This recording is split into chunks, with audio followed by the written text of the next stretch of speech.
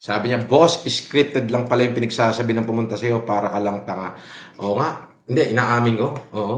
Putek na nadali kami. Mhm.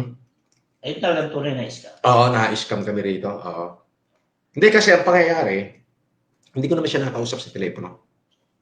Yung gwardiya, doon sa Warsaw, tumawag sa akin.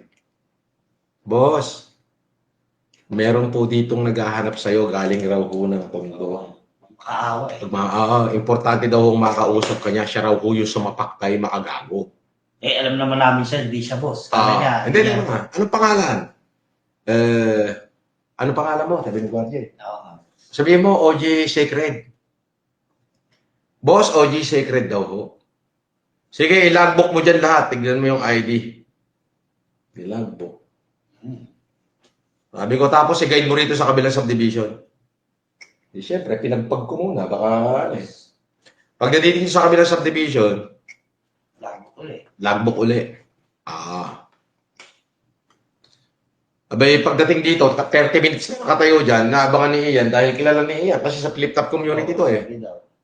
Yung nakita, hindi. Ay, hindi naman. Hanggang sa nung paglabas ko, biglang lumapit. Boss, importante. Inawat nga agad ni Ian. Nakita ko mukhang gutom na gutom. Malayo po, pinanggalingan ko, boss. Ano bang kailangan mo talaga? Kain pa namin yan. Oo. Ganun kami mahal ng tao kahit. Di ngayon, ang problema ngayon ng bata na yan, ay hindi iingatan niya ngayon sila Ian. Dahil pag nakita sila nila Ian, di mabubulpi yan. Hindi lang si Ian. Malamang. Siyempre, yung mga that team,